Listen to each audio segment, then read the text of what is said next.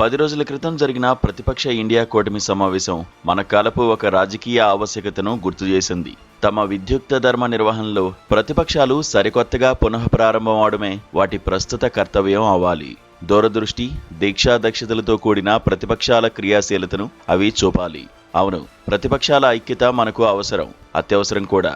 అంతేకాకుండా ఒక శక్తివంతమైన సమైక్య ప్రతిపక్షం పునరుద్ధరణ ఇప్పుడు మనకు అవసరం, సందేహం లేదు. నేడు మనకు సరికొత్త సమైక్య ప్రతిపక్షం ఆవశ్యకత మునిపెన్నడూ లేని విధంగా ఉన్నది. అది అవశ్యం. ఎందుకని? రాజ్యాంగబద్ధమైన మార్గాల ద్వారానే నిరంకుశత్వం ప్రబలుతున్న సందర్భంలో మనం ఉన్నాం. రాజ్యాంగ సంస్థల మధ్య ఉండాల్సిన సమతౌల్యత క్రమంగా క్షీణిస్తోంది. ఫలితంగా ప్రజాస్వామిక పాలన బలహీనపడుతోంది. అధికారాలు కేంద్రీకృతమవుతున్నాయి. ఈ పరిస్థితుల పట్ల ప్రజా వ్యతిరేకత కూడా ప్రబలుతోంది. సంకుచిత మెజారిటేరియన్ శక్తుల ప్రాబల్యం నుంచి మన గణతంత్ర రాజ్యాన్ని రక్షించుకోవాల్సిన అవసరమున్నది. ఈ సవాల్ని ఎదుర్కొనేందుకు ప్రతిపక్ష ఇండియా కూటమి ఏ మేరకు సంసిద్ధంగా ఉన్నది ఇప్పుడే చెప్పలేం. మన ప్రజాస్వామ్యం మనుగడ ఒక విషమ పరిస్థితిలో ఉన్నది. దీన్ని అధిగమించేందుకు ప్రతిపక్షాలు సంప్రదాయ రాజకీయ పద్ధతులకు భిన్నమైన మార్గాలను అనుసరించడం ముఖ్యం. అందుకు నిజమైన రాజనీతిజ్ఞత అవసరం. అంతకంటే ముఖ్యంగా నైతిక నిబద్ధత చూపాలి.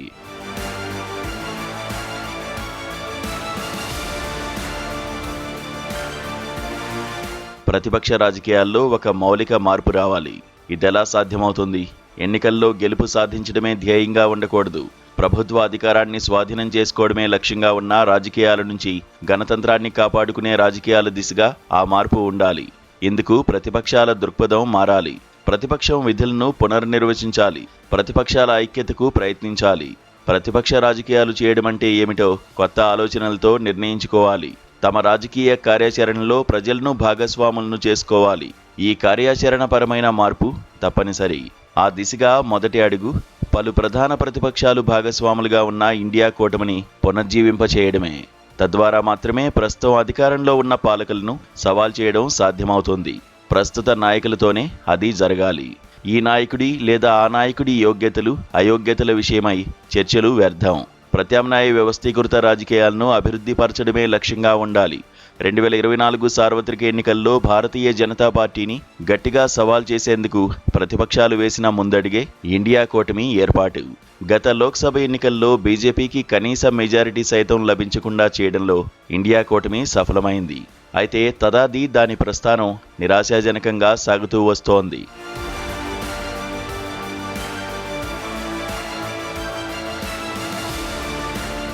గత సార్వత్రిక ఎన్నికల అనంతరం వివిధ రాష్ట్రాల్లో జరిగిన అసెంబ్లీ ఎన్నికల్లో బీజేపీ మంచి విజయాలు సాధించి దేశ రాజకీయాల్లో తన స్థానాన్ని మరింతగా బలోపేతం చేసుకున్నది. ఆ సార్వత్రిక విజయం అనంతరం ప్రభుత్వ ఆధ్వర్యంలోని దర్యాప్తు సంస్థలను ఉసిగొల్పి పలు ప్రతిపక్షాలకు తీరని నష్టం వాటిల్లేలా చేసింది. ఈ పరిణామంతో ప్రతిపక్షాల్లో నైతిక స్థైర్యం దిగజారిపోయింది. విపక్షాల స్వీయ తప్పిదాలు కూడా వాటి ప్రస్తుత దుస్థితికి కారణమయ్యాయన్నది ఎవరూ కొట్టివేయలేని సత్యం. నిజానికి ఇండియా కూటమి సమావేశం ఎప్పుడో జరిగి ఉండవలసింది. జూన్ 8 నాటి సమావేశం భాగస్వామ్య పక్షాలు తమ మధ్య అంతర్గత విభేదాలను తొలగించుకునేందుకు తోడ్పడింది. తరచూ సమావేశమవ్వాలని, పార్లమెంట్లో సమన్వయ సహకారంతో పనిచేయాలని ఇండియా భాగస్వాములు నిర్ణయించుకోవడం ముదావహం. అయితే ఆ సమావేశం అనంతరం ప్రకటించిన కార్యాచరణ పథకం ప్రభుత్వాన్ని సమర్థంగా సవాల్ చేసేందుకు సహాయపడుతుందా? నియోజకవర్గాల పునర్వ్యవస్థీకరణకు సంబంధించిన డీలిమిటేషన్ బిల్లును అడ్డుకోవడంలో సాధించిన విజయం స్ఫూర్తితో రాజ్యాంగ సంస్థల కూల్చివేతకు జరుగుతోన్న ప్రయత్నాలను నిరోధించేందుకు విపక్షాలు ఒక సమైక్య వ్యూహాన్ని రూపొందించుకోవాలి.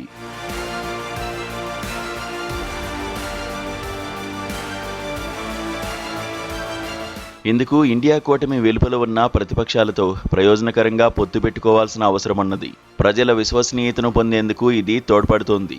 రాజకీయ పక్షాల విషయాన్ని అలా ఉంచితే ఇప్పుడు దేశవ్యాప్తంగా అనేక సమస్యలపై ప్రజా నిరసనలు, ప్రజా పోరాటాలు ప్రజ్వరిల్లుతున్నాయి. బీజేపీ, ఆర్ఎస్ఎస్లను మొదటి నుంచి సైద్ధాంతికంగా వ్యతిరేకిస్తున్న ప్రజా సంఘాలు ఆ ఆందోళనల్లో కొన్నిటికి నాయకత్వం వహిస్తున్నాయి. వామపక్షాలకు అనుబంధంగా ఉన్న కార్మిక సంఘాలు, రైతు సంఘాలు, ఇంకా పౌర, మానవ హక్కుల సంఘాలు మొదలైనవి ప్రజా చైతన్యాన్ని పెంపొందిస్తున్నాయి. వివిధ సామాజిక సముదాయాల ప్రత్యేక సమస్యలపై పోరాడుతున్న ప్రజా సంఘాల పోరాటాలు తప్పనిసరిగా భావజాలపరమైనవి కాకపోవచ్చు, కానీ ఆదివాసీలు, ఓబీసీలు, దళితులు, సంచార జాతులు, మైనారిటీల్లో ప్రజాస్వామిక చైతన్యానికి అవి తోడ్పడుతున్నాయి. ప్రశ్నపత్రాల లీకేజీ, అభివృద్ధి ప్రాజెక్టుల నెపంతో ప్రభుత్వాలు చేస్తున్న భూసేకరణ, పాలనా వ్యవస్థలో అవినీతి తదితర సమస్యలకు వ్యతిరేకంగా రగులుతున్న నిరసనలు, సాగుతున్న పోరాటాలు ఒక స్పష్టమైన సైద్ధాంతిక స్ఫూర్తితో బీజేపీ పాలనను వ్యతిరేకిస్తున్నవి కావు.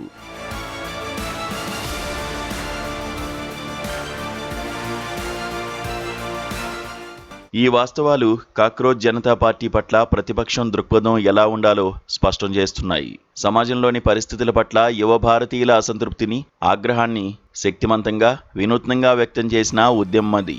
అయితే సర్వత్రా స్వార్థపరత్వంతో కరుడుగట్టిన వ్యవస్థను ఆ బొద్దింకల ఉద్యమం బద్దలు కొడుతుందని ఆశించడం శుద్ధ పొరపాటే అవుతుంది. ఎందుకంటే అదొక అపరిణత రాజకీయ సంస్థ. ఆవశ్యక మౌలిక మార్పును సాధించే బృహత్ రాజకీయ బాధ్యతా భారాన్ని దానిపై మోపడం సరికాదు. అదే సమయంలో దాన్ని ఏ విధంగానూ కొట్టివేయడమూ సమంజసం కాదు. అలాంటి వైఖరి ప్రతిపక్షానికి తనను తాను దెబ్బతీసుకోవడమే అవుతుంది. చెప్పవచ్చినదేమిటంటే ప్రజలు తమంతట తాము వీధుల్లోకి వస్తున్నారు. ప్రభుత్వం పట్ల తమ ఆగ్రహాన్ని వ్యక్తం చేస్తున్నారు. ఈ ప్రజాందోళనలను ఒక అవకాశంగా ప్రతిపక్షం తీసుకోవాలి. వాటిని తమ ప్రతిష్టకు, మనుగడకు ముప్పుగానో, పోటీగానో ఎంతమాత్రం చూడకూడదు. ఎటువంటి మినహాయింపులు లేకుండా ఆ ప్రజాశక్తితో మమేకమవ్వాలి.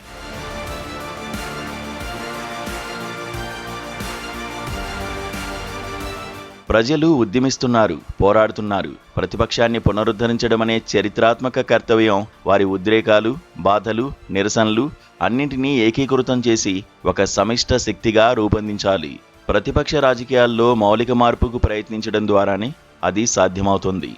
ఆ మార్పును సాధించడం ఎలా? ప్రభుత్వాన్ని విమర్శించడానికే అదెంత అత్యవసరమో, న్యాయబద్ధమో అయినా ప్రతిపక్షం పరిమితం కాకూడదు. ప్రత్యామ్నాయ రాజకీయాలను నిర్మించేందుకు ఇండియా కూటమి అజెండా ఏమిటి? ఈ విషయాన్ని దేశ ప్రజలకు స్పష్టంగా వివరించాలి. ఇందుకొక పూర్తిస్థాయి మేనిఫెస్టోను విడుదల చేయాలి. అందుకు సమయం పడుతుంది కనుక అలాగా కొన్ని ప్రధాన ఆలోచనలు, ప్రతిపాదనలతో ప్రజల ముందుకు వెళ్ళాలి. ప్రజలతో సంభాషించడం అనేది పత్రికా విలేకరులతో భేటీ, పార్లమెంటరీ ప్రసంగాలు, ప్రకటనలకే పరిమితం కాకూడదు.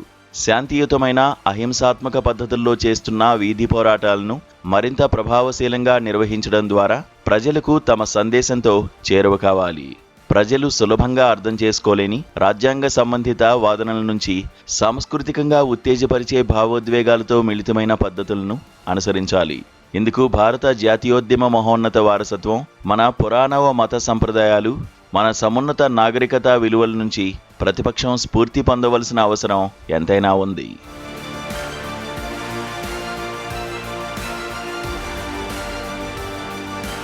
పాలకులు తమ ప్రయోజనాలను కాపాడుకోవడానికై ఉద్దేశపూర్వకంగా సృష్టించే కథనాలను తార్కిక విమర్శ, హేతుబద్ధమైన వాదనతో ప్రతిపక్షం ఎదుర్కోవాలి. అసాధారణ సమయాల్లో సైతం పాలకుల రాజకీయ ప్రాబల్యాలను ఎదుర్కొనేందుకు మీమ్స్, కార్టూన్లు, బొద్దింకల తరహా నిరసనలు చాలా ప్రభావవంతంగా ఉపయోగపడతాయి.